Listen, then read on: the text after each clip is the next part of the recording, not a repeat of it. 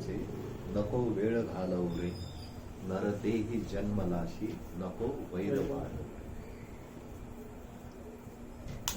ह्या कडव्यातला नरदेह आणि वेळ याच्यावर जे आपण कालपासून चर्चा सुरू केली, तर शेवट जो होता कालच्या चर्चेचा तो कोणत्या मुद्द्यावर थांबला होता?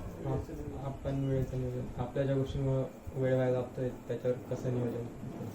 वेळेचं नियोजन.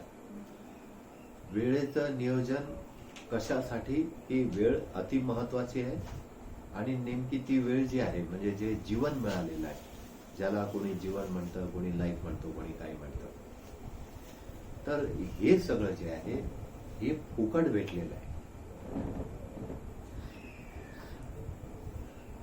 निसर्गाने बऱ्याचशा महत्वाच्या गोष्टी फुकट दिलेल्या आहेत. सूर्यप्रकाश विनामूल्य, पाणी आकाशातलं विनामूल्य, हवा विनामूल्य, कितीतरी ऑक्सिजन आपण घेतो दिवसभर, त्याचा काही चार्जेस नाही. हे सगळं विनामूल्य आहे. पाहिजे त्या फुलांचे झाडं लावा, फुलं येतात, काहीच नाही, विनामूल्य. फळं आपणच पाहिलं, आपल्या दाराशी 2 नारळाची झाडं लावली, नारळ येतात, एका एका झाडाला 70, 60 विनामूल्य.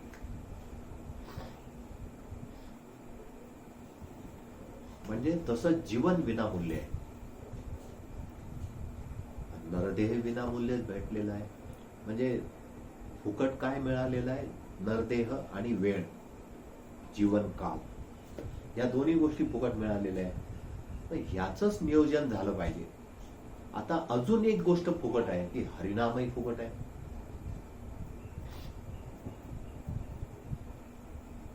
तुम्हाला जर वाटलं तर तुम्ही वाटेल तिथे संकीर्तन करू शकता. चैतन्य महाप्रभू, गौरांग महाप्रभू रस्त्याने जाता आता ते नाचत कीर्तन करायचे, काही चार्जेस नाही. परमेश्वराचं नामस्मरण जे तथाकथित लोकांपासून आलेलं नाही तर अनुभवित लोकांपासून आलेलं आहे, असं जे स्मरण आहे ते आपण करतो, तर त्याचे चार्जेस नाही आहे. तर ते जे हरिनाम आहे ते फुकाचं आहे. देहही फुकट मिळालेला आहे, काही डिपॉझिट नाही आहे. मनुष्य देहाची व्हॅल्यू इंटरनॅशनल लेवलला किती काढलेली आहे का? नेटवर्क सापडतं तुमच्या?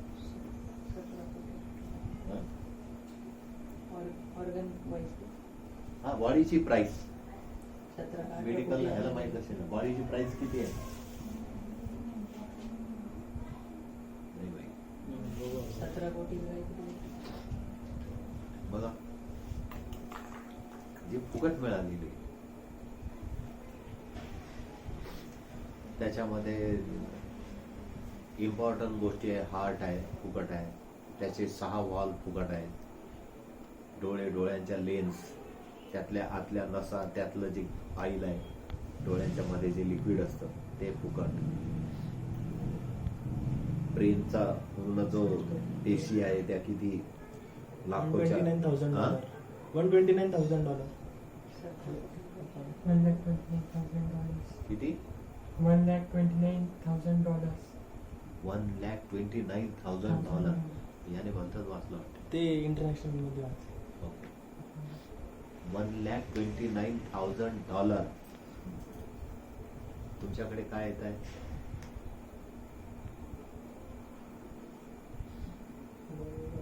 $45 million. theoretically. हं? 45 million. 17 कोटी काहीतरी मिळाली. 17 कोटी. 45 million theoretically. थेरॉटिकल म्हणजे theoretically.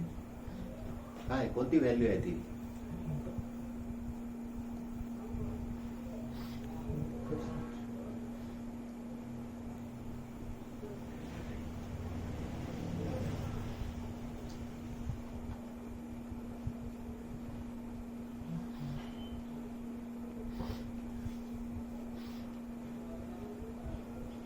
49 मिलियनला इंडियन करन्सीमध्ये चेंज केलं की 3,41,00,000 3,41,40,00,000 59,27,000 कोणती व्हॅल्यू आहे ती? इंडियन प्राइस मध्ये. हो पण कोणती थेराटिकल की कोणती म्हणतोय? म्हणजे 49 सांगितलं ना. ते दोन याच्यात दोन्ही मध्ये.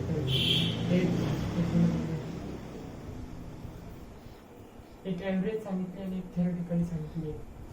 जे ॲव्हरेज सांगितले ते $1,29,000 आहे आणि थेरोटिकली सांगितले ते $49 million आहे. Theoretically म्हणजे ते लिस्ट करतात ऑर्गन वाईज प्रत्येकाची किंमत लावतात. अच्छा तशी थेराटिकल. रिटर्न टोटल किती आहे?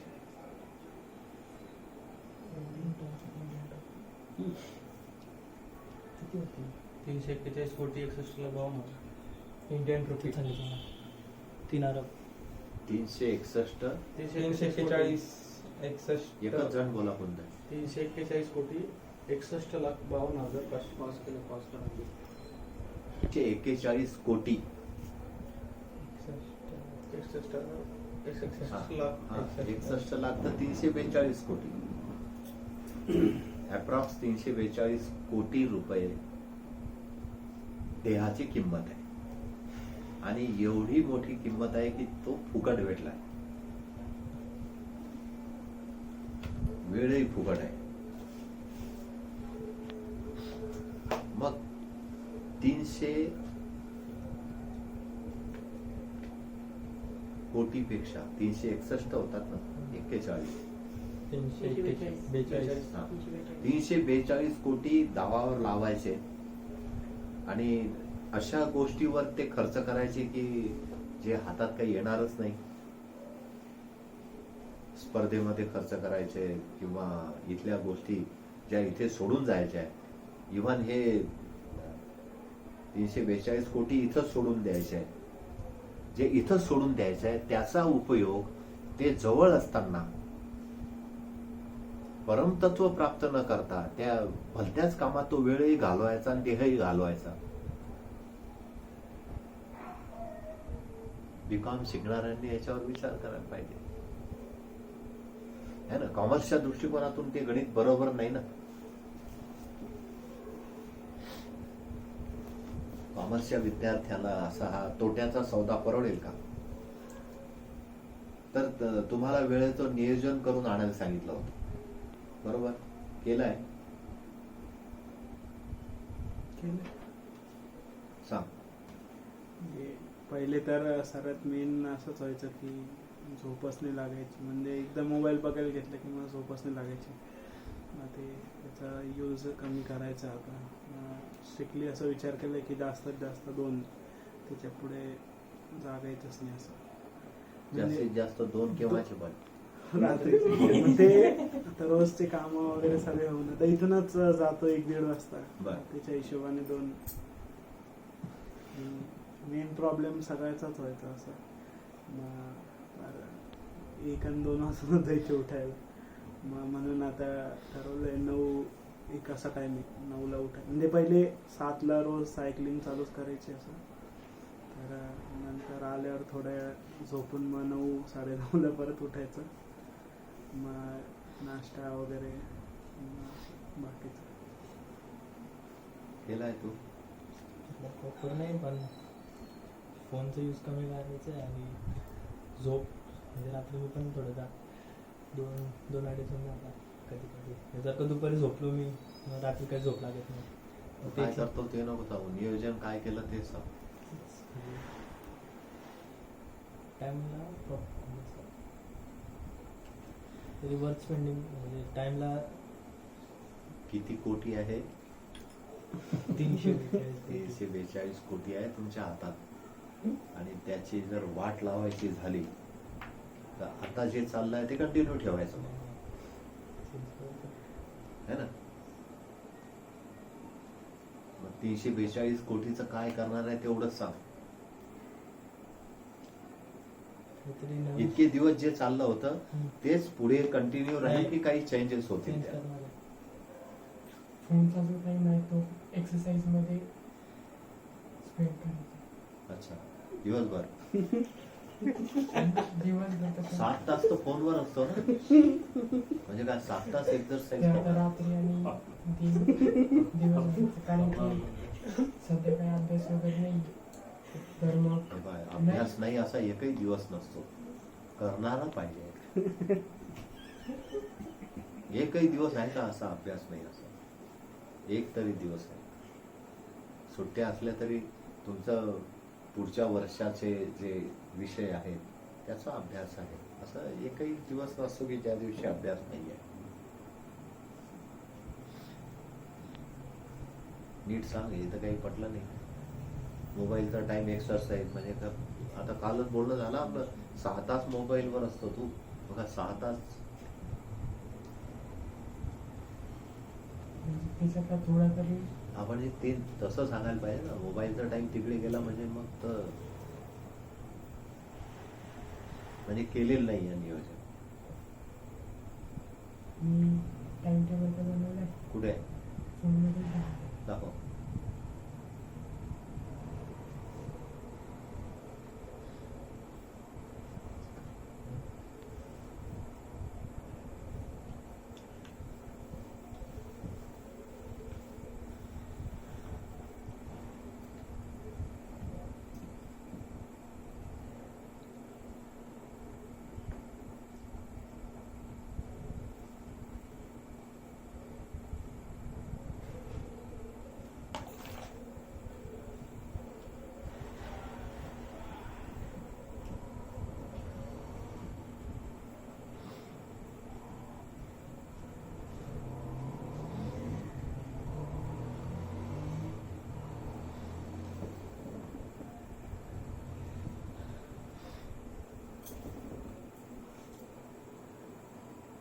किती दिवसासाठी आहे हा टाइम टेबल? लॉकडाऊनच्या कधी संपत नाही आणि कॉलेज आणि ट्युशन स्टार्ट नाही. ठीक आहे, हा माझ्या नंबरवर टाकून दे. हा तू गेलाय, तू गेलाय. सकाळी लवकर उठायचं असं केलंय चालू आजपासून. हा. आणि कमीत कमी 6 तास कंटिन्युअस वर्किंग पाहिजे, 8 ते 2 किंवा 2:30 पर्यंत. नंतर मग 1 तास टाइमपास करून संध्याकाळपर्यंत साईड विजिट. 1 तास टाइमपास म्हणजे काय? काय जेवण बिवण, काहीतरी बफर झोन, मोबाईल. अच्छा. आजचं नियोजन काय केलं होतं? झोपायचं काय? आज 342 कोटी ताब्यात आहे असं म्हटल्यानंतर तुझंच आता तू विचारलं होतं.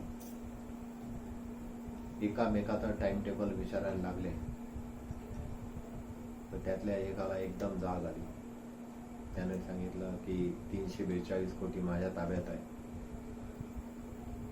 तुमचा टाइम टेबल काय? सकाळी 5 वाजता उठायचं, नंतर लगेच आसन, ध्यान, प्राणायाम, एक्सरसाइज, 7 ते 8च्या दरम्यान नाश्ता, 9 ते 10च्या दरम्यान थोडंसं फ्रेश होऊन लगेच 10 ते संध्याकाळी 5 पर्यंत ऑफिस, 5ला घरी. मग घरी आले, थोडंसं फ्रेश झाले, देवाजवळ काहीतरी हातपाय तोंड धुवून हे म्हटलं, संध्याकाळचं जेवण, त्याच्यानंतर मग वाचन.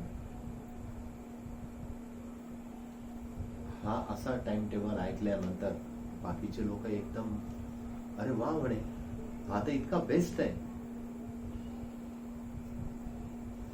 म्हणजे एवढं चांगलं तुमचं हे सगळं नियोजन आहे. तो म्हणे की 1 मिनिट घाई नका करू, हे सगळं मी उद्यापासून करणार. हा टाइम टेबल आहे पण हा मी जगलेलो नाहीये. हा सगळा उद्यापासून होणार आहे.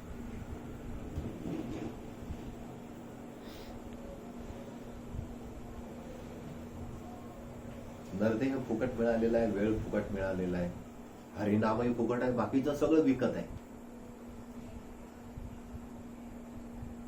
शिक्षण फुकट आहे का? क्लासेस फुकट आहे का? प्रत्येकाचं दाम द्यावं लागतं.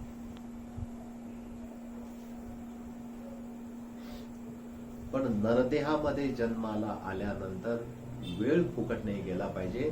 आणि जर वेळ घालवायचाच असेल तर फुकाचं हरिनाम आहे ते घ्यात वेळ घालवा. मग त्याने होईल काय?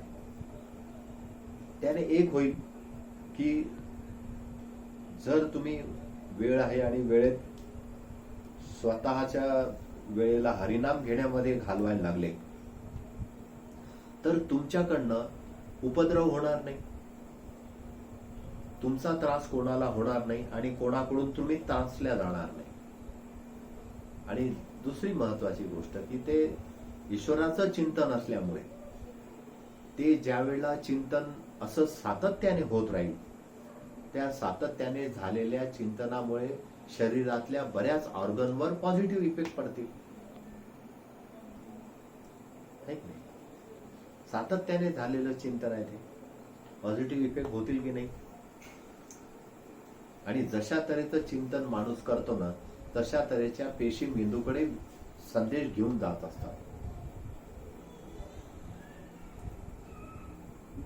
मग तुम्ही एखाद्या रामकृष्ण किंवा अशा एखाद्या जो देवत्वाला प्राप्त झालेला आहे असं नाव म्हणायला लागले, शिवाचं नाव, दत्ताचं नाव, तर त्याच्याविषयीचं जे जीवन चरित्र तुम्ही ऐकलेलं असेल पूर्वी आणि आता ते नामस्मरण करतायत, तर त्या जीवन चरित्राच्या आठवणी सहित त्या नामस्मरणाचा संदेश मेंदूकडे पेशी घेऊन जातो. आणि हळूहळू हळूहळू जसा वाल्याचा वाल्मिकी झाला, तो एका दिवसात नाही झाला. तपश्चर्या करता करता अंगावर वारुळ आलं होतं आणि त्या वारुळातून ते नाव बाहेर यायला लागलं तेव्हा त्याने खोदून पाहिलं तर आतमध्ये बसलेलं होतं.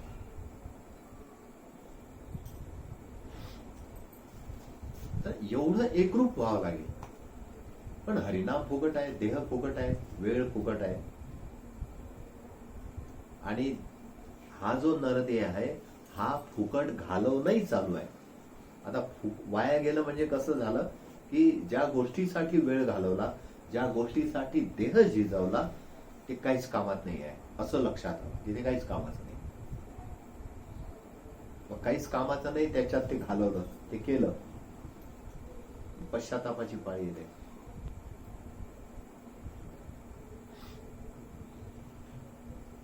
देह मिळाल्यानंतर एक गोष्ट अजून पालन करायची आहे आणि ती म्हणजे वैर वाढवायचं नाही.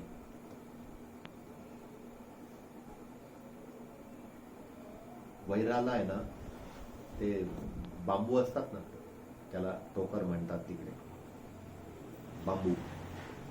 त्या ज्या बांबूची गाठ, ज्याचा डोळा पक्का होतो आणि त्या गाठी पक्क्या होतात, असे बांबू खेड्यामध्ये तिरडीला वापरतात, कारण ते तुटत नाही, गाठी पक्क्या झालेल्या. आणि वैर वाढवणं म्हणजे काय, दोराला एक गाठ बांधली, परत त्याच्या पुढे दुसरी गाठ बांधली. वरती चढायचं असेल ना तर लोक गाठी बांधून त्याच्यावर पाय ठेवून चढत असतात. काही काही ठिकाणी असे पद्धत आहे, जाड दोर असतो त्याला गाठ मधून मधून बांधतात आणि त्याच्यावर पाय अडकून वर जातात. इथे या भजनाच्या लाईन मध्ये काय सूचना आली आहे, वैर वाढवायचं नाही. वैर गाठीसारखं आहे आणि एक जीवन जर अशी एक दोरी आहे, जीवन दोरी म्हटल्या जाते किंवा जीवन प्रवाह म्हटला जातो, तर वैर जे आहे ना त्या प्रवाहामध्ये बांधलेले बांध आहेत, छोटे छोटे, अडवल्या जातं पाणी. बांध बांधल्या गेला तर पुढे जी सुपीक जमीन आहे त्याला पाणी जाणार नाही. म्हणून वैर तयार होईल तर ते फक्त वाढवायचं नाही,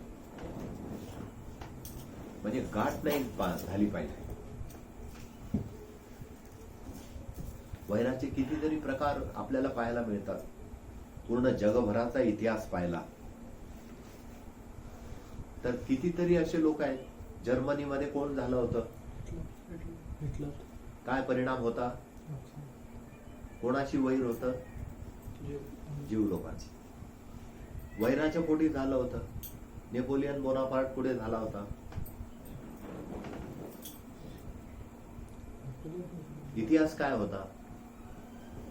असं जर पूर्ण जगातला इतिहास बघितला ना तर त्याचं जे मूळ आहे ते वैर पोटी सुरू झालेली गोष्ट आहे. ते वैर वाढत वाढत वाढत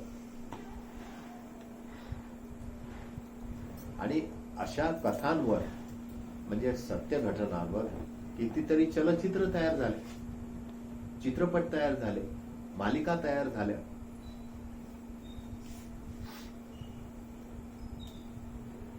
वैराची जी गाठ आहे ना ती मोठी कठीण असते. ती एक गाठ तयार झाली की दुसरी होते आणि मग तो शरीरावर नासूर नावाचा रोग होतो ना, तो लवकर बरा होत नाही.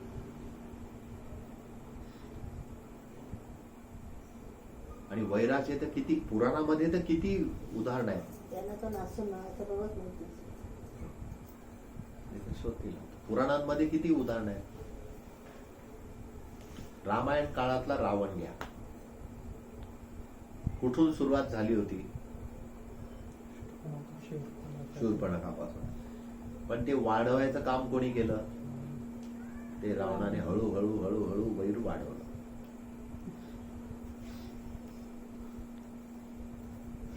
आणि वाढलेल्या वैराचा परिणाम काय झाला? रामायण तुम्हाला माहित आहे. परिणाम काय झाला?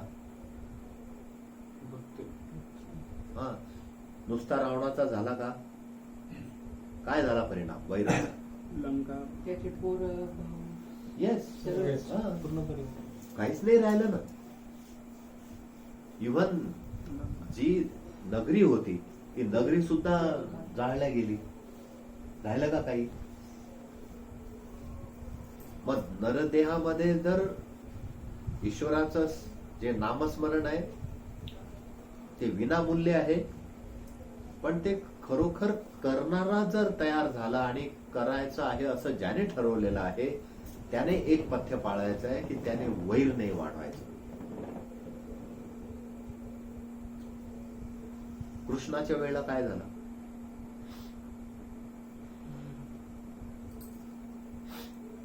कंसाचं वैर वाढत वाढत गेलं.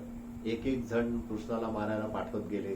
पुतना मावशी गेली, तो बगळा पाठवला पक्षाचा, तो गेला, काय काय तितंबी केले, काही झालं नाही. शेवटी कंसही गेला. काही राहिलं का? मथुरा नगरी चालली गेली. उग्रसेन राजाला राजा म्हणून टाकलं त्याने, संपूर्णच टाकलं सगळं. म्हणून वैर नाही वाढवायचं. मग वैर वाढतं कशानं? हा विकार जो आहे वैराचा, हा मनात येतो कुठून?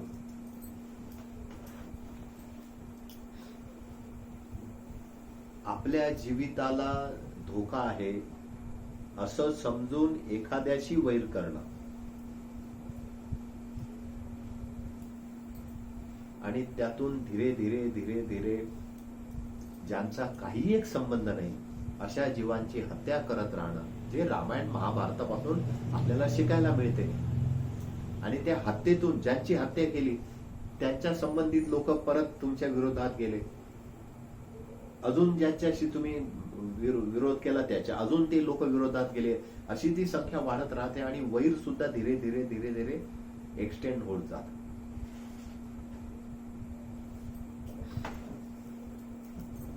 आणि वैर संसर्गजन्य रोग आहे. वैर हा असा रोग आहे की तो तुमचं काहीच ठेवत नाही. रामायण महाभारताच्या पौराणिक कथांवरून ती गोष्ट लक्षात येते. दोन संप्रदायामध्ये आपसात वैर असतं.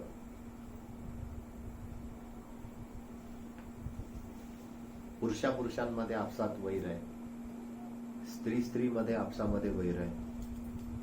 जे आपण नातेसंबंध समजतो त्यांच्यामध्ये वैराची जड पडून जाते कधी कधी आणि ती वेलीसारखी वाढून जाते.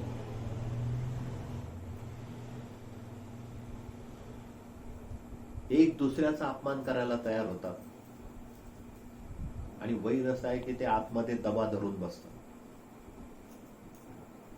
ते लवकर बाहेर नाही काढत माणूस. आणि ते ज्या वेळेला बाहेर काढतो ना त्यावेळेला समोरच्याला कळू देत नाही की आम्ही तुमचा हा बदला घेतोय म्हणून. मनुष्य जीवनाची सगळ्यात मोठी हानी, सगळ्यात मोठा रक्तपात झाला असेल तर त्याला वैर कारणीभूत आहे, जो पुरातन कालापासून तर आजपर्यंत. समजा 5,000 वर्षाच्या अगोदरचा इतिहास हिशोबात धरला तर आजपर्यंत जेवढा काय या जमिनीवर रक्तपात झाला त्याला कारणीभूत वैर आहे आणि वैर वाढवणारी प्रवृत्ती आहे. आणि या भजनाच्या ओळीमध्ये काय आहे? हरी नाम घे फुकाचे नको वेळ घालवू रे. म्हणजे बघा, वेळ आणि वैर पहिला व समान आहे. वेळ आणि वैर व समान आहे, पण दुसरे जे शब्द आहेत ते वेगळे आले. इकडे आला वेळेला कमळाचा ळ आणि इकडे आला र.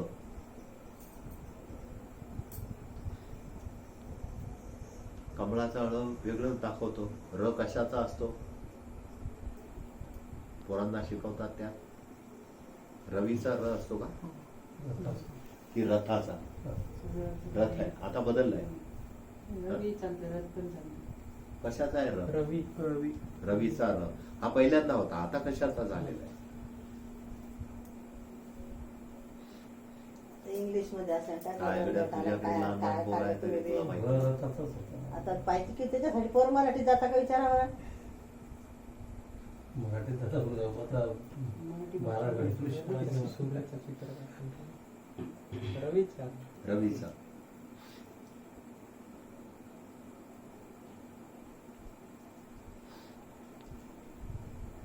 र रवीचा पण र कमळाचा. सुंदरता कशात आहे ते बघा. वेळेत सुंदरता आहे की वैरात सुंदरता आहे? वैरामध्ये वेळ मोठी आहे की वेळेत वैर मोठा आहे?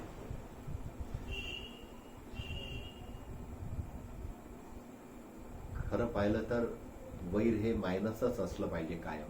वेळ जशीच्या तशी असं. आणि परिस्थिती काही जरी आली तरी वैर माझ्या हातून घडणार नाही किंवा सुरू होणार नाही अशी खबरदारी जर प्रत्येक जीवाने घेतली तर संपूर्ण मनुष्य जीवन मस्त आनंदात होऊन जाईल. आणि वैर जर संपलं ना तर प्रत्येक जण ह्या पृथ्वीवर स्वर्ग बनवण्याचा प्रयत्न करीत. आणि तो असा स्वर्ग बनवण्याचा प्रयत्न करील की ज्या स्वर्गामध्ये आनंदी लोक आहेत, उत्साही लोक आहेत. तू मैं अजिबात नाही आहे. ते एकामेकाला समजून राहत आहेत. पहिली गोष्ट म्हणजे विनाकारण कोणी कोणाशी बोलतच नाही आहे. आपल्या आपल्या आनंदामध्ये खुश आहे. असा तो स्वर्ग आहे. फुलांनी बहरलेला आहे, मिष्टान्नांनी सजलेला आहे, मिष्टान्न उपलब्ध आहे, निसर्ग हिरवागार आहे. आणि असा तो स्वर्ग आहे की ज्या स्वर्गामध्ये माणूस माणसासारखाच आहे, वैरात नाहीये. माणूस माणसासारखा आहे. म्हणजे तो स्वर्ग असा असेल की जेथे माणूस जर आला तर तो माणूसच बनेल. त्याच्याकडे काय असेल? माणुसकी असेल, त्याच्याकडे वैरकी नसेल. आणि असा तो स्वर्ग बनवण्याचं जे स्वप्न उराशी घेऊन जे लोक मनुष्य जीवनामध्ये पदार्पण करतील त्या लोकांना वैराचा विचारही शिवणार नाही, जरी कोणी त्याच्या मनात टाकला तरी.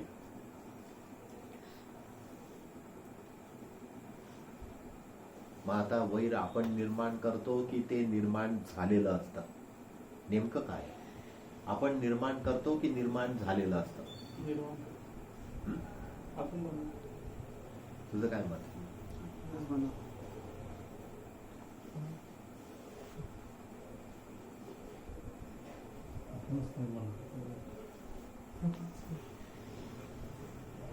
आपण निर्माण. उंदराचं आणि मांजराचं वैर कोण निर्माण करतं? ते निर्माण झालेलं असतं की निर्माण केल्यावर? गरजेचं निर्माण झालं. हो, पण नेमकं काय म्हणाल आता इथं?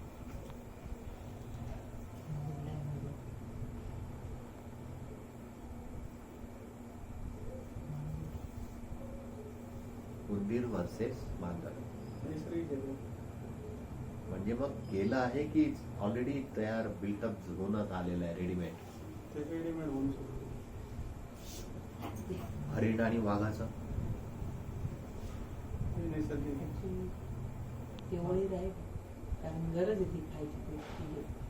मग मांजरीची गरज उंदीर आहे खाण्याची म्हणून वैर आहे का? पण वैरी असंच मोजतात की नाही की त्यांचं आहे ना व्यावहारिक बोलताना आपण एक्झाम्पल कसं देतो की त्या दोघांना एकत्र बोलवू नका बरं का, ते उंदीर मांजर आहे की नाही. म्हणजे एक जण आला आणि तो जर दुसरा समोर आला तर ते बोलणं राहील बाजूला, त्याचं पुरावणं सुरू होऊन जाईल. वैरामध्ये काय होतं नेमकं?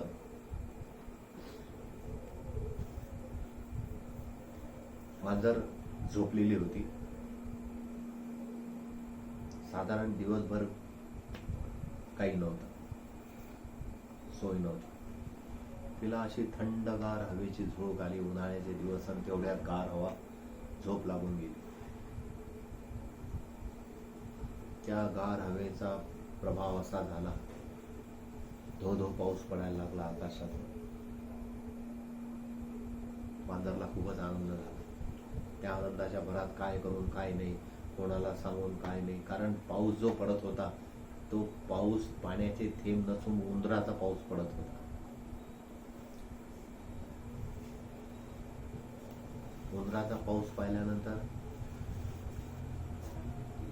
मांजर तर एकदम नाचायलाच लागली की अरे वा वा, आज तर भारी झालं. पण खाण्यासाठी जसे डोळे उघडले पाहिलं तर काहीच नाही. ते मांजरीने पाहिलेलं स्वप्न होतं. मांजर कोणतं स्वप्न पाहते? उंदराचा पाऊस पडला पाहिजे. तिने ते तिच्या ज्येष्ठ लोकांना सांगितलं, वृद्ध मांजरीला, की मला असं असं स्वप्न फिरलं. मग त्या वृद्ध मांजराने त्याच्या त्या मुख्य नेत्याला सांगितलं. नेता म्हणे, आपण विचारू कोणाला तरी की ह्या स्वप्नाचा काय अर्थ आहे.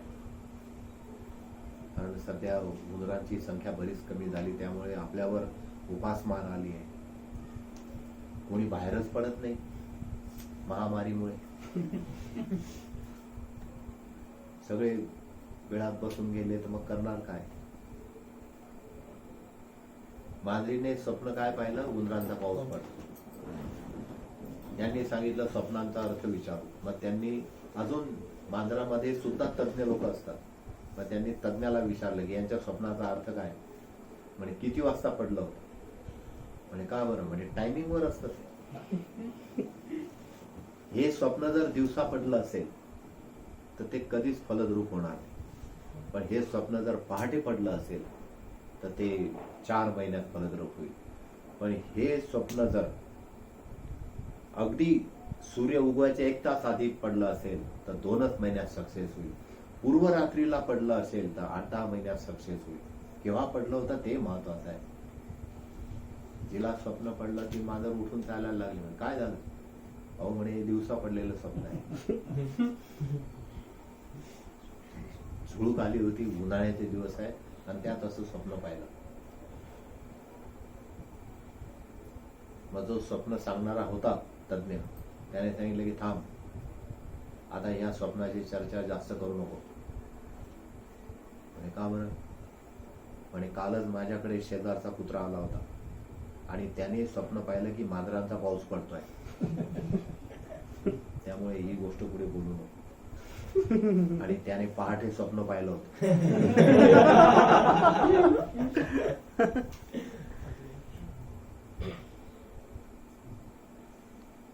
त्यामुळे तू जर कुठे बोलली त्याचं स्वप्न पहिले खरं होईल. तुझं दिवसाचं आहे, त्याचा पहाटेचं होतं.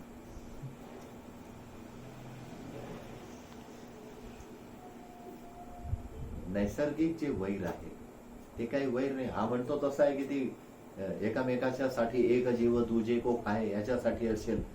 पण वैरत्व जे आहे ते तर बाकी प्रसिद्ध आहे. जसं साप आणि गरुड किंवा साप आणि मुंगूस.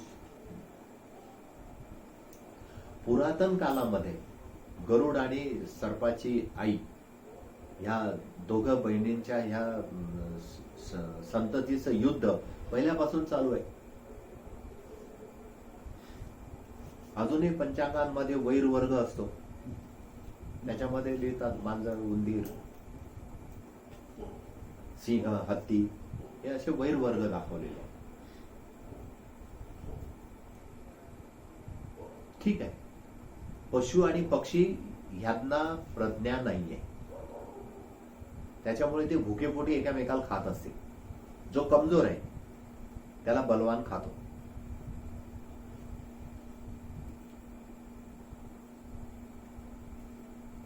देवीच्या बाबतीमध्ये एक श्लोक नेहमी ऐकायला येतो, अश्वम नैव गजम नैव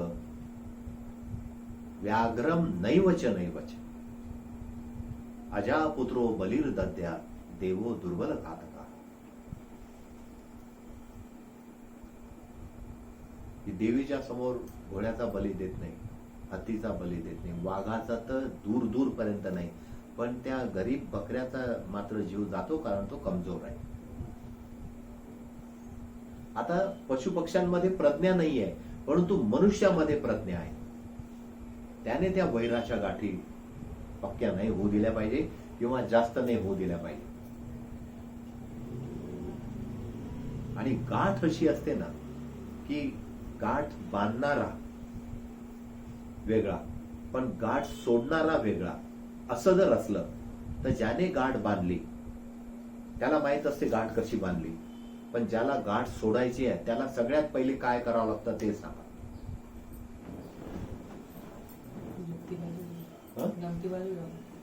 नाही, मी आता डायरेक्ट गाठीची गोष्ट करतोय. दोराला गाठ बांधली, वैर गाठ आहे, तर ती गाठ बांधली एकाने, म्हणजे एकाने वैर धरलं आणि दुसऱ्याला ते गाठ सोडायची आहे, म्हणजे ते वैर नाश करायचा आहे, ते वैर ठेवायचं नाही आहे. तर गाठ सोडणारा काय करील, कशी सोडेल, बघून घेईल पूर्ण, काय समजेल त्याच्या गाठ कशी बांधली ती म्हणजे बघेल. कोणतं पहिले दोरी ती खेचायची. का बघेल, कारण की माहिती नाही कशी तेच मुळे सोडायचं मेन की पॉईंट तिथूनच भेटेल तर कशी बांधली, त्याच्यावरून समजेल का सोडायची कशी. म्हणजे सगळ्यात पहिले बघा, तुम्ही एकदम व्यवस्थित मुद्दा सांगितलेला आहे की गाठ बांधली कशी याचा पहिले अभ्यास करावा लागेल, है ना. म्हणजे ज्याने वैर धरलं त्या व्यक्तीने वैर धरलं कसं याचा पहिले अभ्यास करावा लागेल, आहे की नाही, की हा कुठून वैरात गेलाय. आणि मग त्याचा अभ्यास केल्यानंतर आता तुम्ही जे बोलले की अशी कोणती कडी आहे की जी धरल्यानंतर ती सुटेल, है ना. अशी गाठ जर बांधली, तुमचं ऑब्झर्वेशन बरोबर आहे की गाठ सोडायच्या अगोदर पहिल्यांदा तो अभ्यास करावा लागेल. मग एखाद्या विषयीचं वैर जर संपवायचं असेल तर काय करावं लागेल, सुरुवात कुठून झाली आणि ते कुठून आपण सोडू शकू, म्हणजे पहिले त्याचा वैराचा अभ्यास करावा लागेल की गाठ कशी बांधली आहे, बैल गाठ आहे, साधी गाठ आहे की फरक फाश्याची गाठ आहे. त्याला अजून दुसरा शब्द काय मला सांगता येत नाही. आमच्या लहानपणी तो शब्द ऐकला होता, फरक फासा. म्हणजे तो फासा असा आहे की लवकर सुटत नाही, बैलगाठ लवकर सुटत नाही. पण त्या गाठीचा ज्यांना अभ्यास आहे ते पहिले पाहून घ्यायचे आणि ते पाहिल्या बोलायचे, ओ भाऊ हे तर बैलगाठ आहे. म्हणजे वैर सुद्धा तसंच आहे की वैर बघितल्या तज्ञ लोकांच्या लक्षात येतं की अरे हे तर असं आहे, हे जरा सोडायला कठीण आहे पण सोडू आपण. पण मग त्याचा अभ्यास करतात ते की हे कोणती कडी आहे की जी ओढल्यानंतर ही लवकर सुटेल. त्याच दोराने तयार केलेल्या असतात त्या कड्या, वेगवेगळ्या ठिकाणून आणलेल्या असतात. का गाठ बांधताना दोराचा त्याच उपयोग झालेला असतो. हे तर बरोबर आहे की नाही. म्हणजे दोन लोकांमध्ये जर वैर निर्माण झालं तर त्या लोकांच्याच एकामेकाविषयीच्या बोलण्याचा कृत्याचा उपयोग झालेला असतो, दुसऱ्याचा उपयोग नाही होते. मग ते पहिल्यांदा समजून घ्यायला लागतं की कोणती कडी ढिली आहे, कोणता फासा आहे, कोणता असा तो गाठीचा प्रकार आहे की जी ओढल्यानंतर दुसरं सुद्धा आपोआप सुटून जाईल. किती तऱ्हेच्या गाठी माहित आहेत तुम्हाला दोरीच्या? ते अशी एक गाठ असते ती पटकन जे असं ओढलं की निघून जाते, त्याला काय म्हणतात? फरफासा. हं? फरफासा. फरफासा.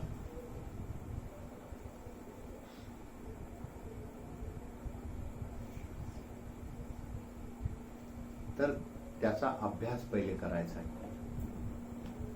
सगळ्यात पहिले तर वैरच वाढू द्यायचं नाही. आणि वैर वाढताना समोरच्या व्यक्तीचा रोल शत्रूचा होतो. ज्याच्याशी तुम्ही वैर करता तो काय म्हणतो? हा माझा शत्रू आहे. मग शत्रू अस्तित्वाचाच राहू द्यायचा नसेल तर वैर संपवून टाकावा आहे. आणि वैर संपवण्याचे प्रकार होते पूर्वी रोटी आणि बेटी व्यवहार करून. म्हणजे दोघांचं वैर संपवायचं असेल ना तर पूर्वी असं होतं की त्या भावाभावामध्ये बेबनाव झाला आणि ते वैरी झाले एकमेकांचे, तर त्यांना गणपतीच्या मंदिरात बोलवायचे आणि मग ते गुळ खोबरं खाऊ घालायचे एकामेकाला आणि झालं तिथून गोड. आणि मग ते एकामेकाच्या घरी जाऊन जेवणाचं म्हणजे रोटी व्यवहार सुरू व्हायचा किंवा आता यांचं वैर मिटलं. आणि काही ठिकाणी वैर मिटायसाठी लोक सजेस्ट करायचे की तुम्ही असं करा, दोघांचं वैर आहे ना, दोघांचे तुमच्याकडे मुलगी आहे त्यांच्याकडे मुलगा आहे, लग्न करून टाका आणि भेटवा हे, कारण तुमच्या वैराचा दुसऱ्यांनाही त्रास व्हायला लागलाय. दोन जण जर वैर करायला लागले तर त्यांच्या आजूबाजूच्या दोघांच्याही मित्रपरिवाराला त्रास होतो. हेही अडचणीत येऊन जातात की कोणाकडून बोलायचं.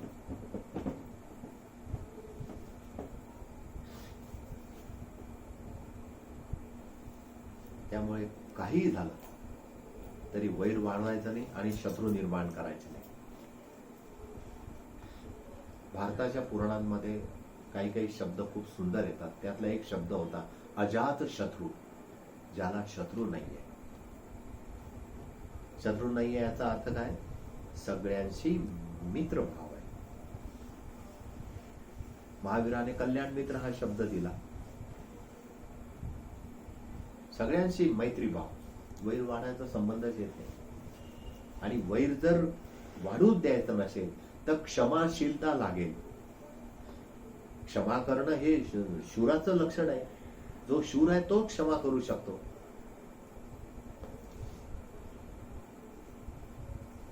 क्षमा शूरस्य भूषणम. जे कमजोर आहे ते काय क्षमा करतील? ते तर भांडायला उठतात. आता ABCD असा जर प्रकार लावला तर C ग्रेड म्हणजे भांडण.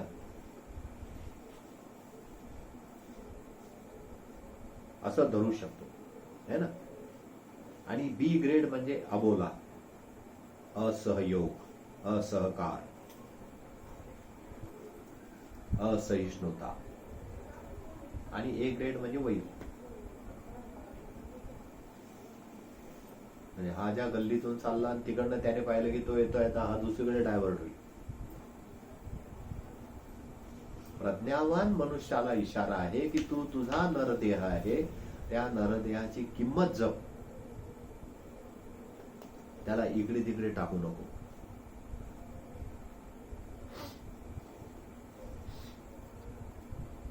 नवी कार होती, त्या कारमध्ये पती पत्नी बसले आणि घरी आणत होते शोरूम मध्ये.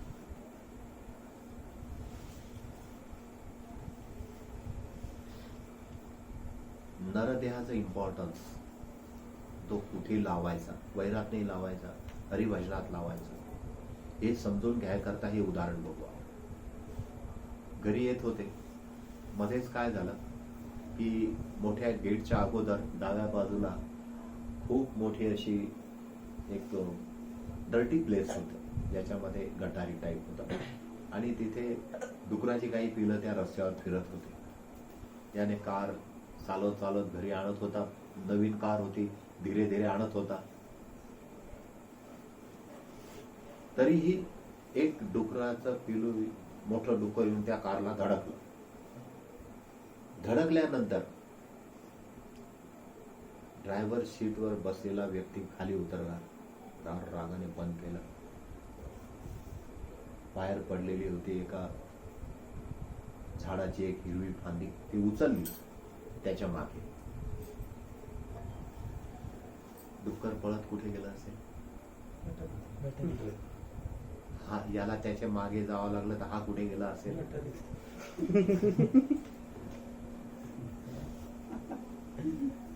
ते गटारीत गेलं तर ते जितक्या आतमध्ये जाईल तितक्या आतमध्ये हा जाऊ शकेल का? म्हणजे हा जाऊन परत आला. जेव्हा परत रस्त्यावर आला त्यावेळेला लक्षात आलं की आपल्याच कपड्याचा घाण वास येऊन राहिलाय. अजून संताप झाला. डुकराचं तर काही नाही झालं.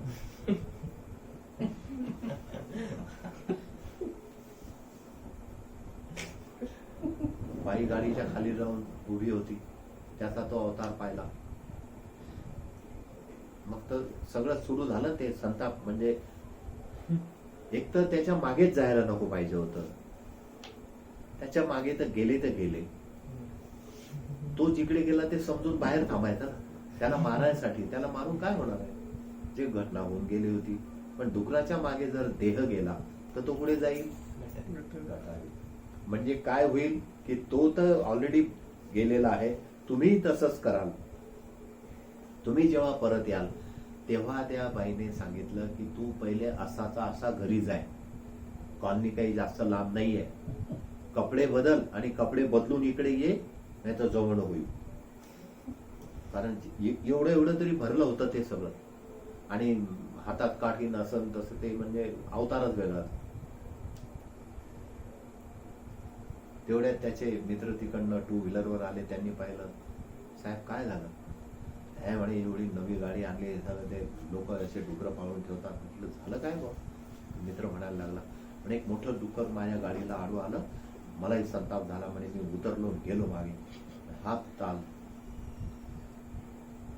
म्हटलं मग? तो म्हणे तुम्हाला कार चालवता येते का? मित्र म्हटलं नाही.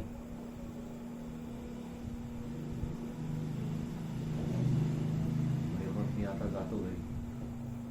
मित्र म्हणायला लागला, का बरं? म्हणे अरे बायको नाही म्हणते तिकडे यायचं, हे असे झालं म्हणे. ते गेलो. आता हे चालू गाडीवर लागूनच बोलत होते. मागचा गडी त्याला म्हणतो हे चालेल तर स्मेल बरोबर नाही. डोकं लागतो. तिथून पायी घरी गेला, आंघोळ केली, दुसरे कपडे घातले, आला परत गाडी घ्यायला. आणि मग त्याच्यानंतर जो बाईने विधानसभा गाजवली,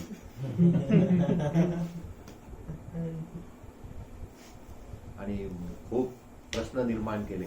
तू पहिले त्या डुकराच्या मागे गेलास का बरं? आणि मग ते कपडे इतके, म्हणजे नवी कार आणायला शोरूमला चालले, कपडे चांगले घातले होते, त्या कपड्याची वाट लावली. काही समजत नाही ना, असं नाही तसं नाही. वरून इकडे येत होता, समजायला पाहिजे होतं.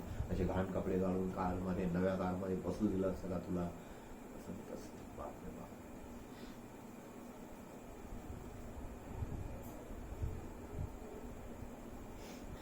कारण त्या संध्याकाळी त्या कारची पूजा होणार होती, ती टळली. फोन आला की साहेब आज कारची पूजा होणार नाही. म्हटलं काय झालं असं? म्हणे जाऊ द्या, इतिहास उद्या. आज नाही होणार, कारण वातावरण, परिस्थिती बिघडून गेली होती. देह जर डुक्कर आडवं जरी झालं तरी काय करायला पाहिजे? त्याच्या मागे नाही जायला पाहिजे. त्याच्या मागे गेले तर काय होईल? त्याच्यासारखाच देह बनेल. म्हणजे देह कोणाच्या मागे गेला पाहिजे? तो परमात्म्याच्या मागे गेला पाहिजे. देह सेवेच्या मागे गेला पाहिजे, देह धर्माच्या मागे गेला पाहिजे. आणि देह आहे तो देश सेवेच्या मागे गेला पाहिजे, ना की तो इतर कुठे जिथे डर्टी प्लेस आहे तिकडे गेला तर. म्हणून नरदेह कुठे गेला पाहिजे? हरिभजनासाठी गेला पाहिजे. आणि नरदेहामध्ये काय नाही गेलं पाहिजे? तर वैर नाही गेलं पाहिजे. म्हणजे जर तुमच्याकडे वेळ आहे तर भजन करा, पण वैर नका करू. वेळेचा उपयोग भजनात घाला, वैरात नाही. सिंपल आहे.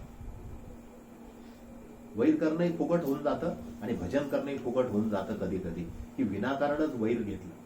नाही तर काही नव्हतं, सिंपल गोष्ट होती. छोट्या गोष्टीसाठी जसे आपण बातम्या ऐकतो तंबाखूच्या याच्यावरून एकमेकाला चाकू मारून देतात. हे छोट्या छोट्या गोष्टी आहेत. ते काय तर 50 रुपयाची पुडी देऊन टाकली असते ना एखादी. नरदेह त्यात घालून फायदा नाहीये. तो कुठे घालतोय हे महत्वाचं आहे. 342 करोड काय असे वाया घालवायचे. नरदेही जन्मदाशी नको वेळ घालव आणि वैरही वाढू नको. 2 गोष्टी करायच्या. नरदेह फुकट आहे मान्य आहे, वेळ फुकट आहे मान्य आहे, वैरही आपण फुकटच करतो. काही घेणं देणं नसतं विनाकारण अमृतुमरी साधं शब्दावरून. पण मग फुकट आहे तर हरिभजन करो, वैर का बरं? आणि त्याला असं कोणाच्याही मागे नका लावू. कमीत कमी ओळखायला शिका की डुक्कर कुठे जाणार आहे. बस एवढं ओळखायला शिकलं तरी नरदेहाची किंमत राहील आणि 342 करोड त्याचा उपभोग घेता येईल, वाचून राहते. संपत्ती वाचवणं सगळ्यात पहिले आपलं काम आहे की नाही. जे आपल्याजवळ संपत्ती आहे, मग ही संपत्ती आहे. शाळेमध्ये पोरांना शिकवतात वेल्थ इज वेल्थ.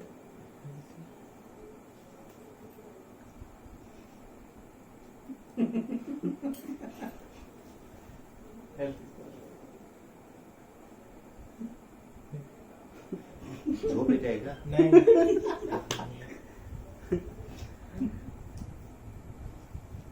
काय शिकवतात शाळेत पोरांना?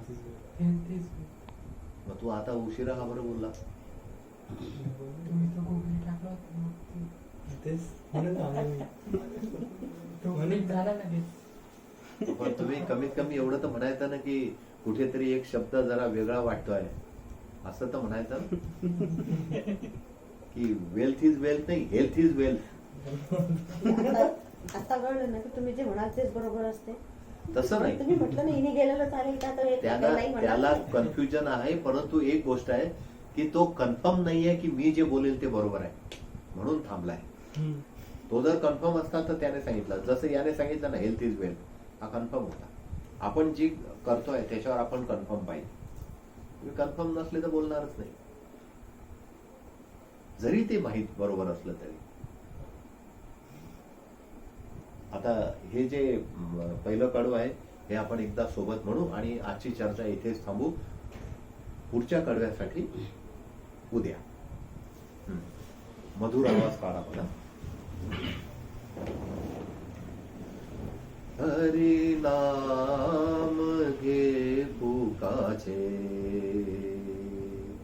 हरि नाम घे फुकाचे, नको वेळ घालवू रे, नको वेळ घालवू रे.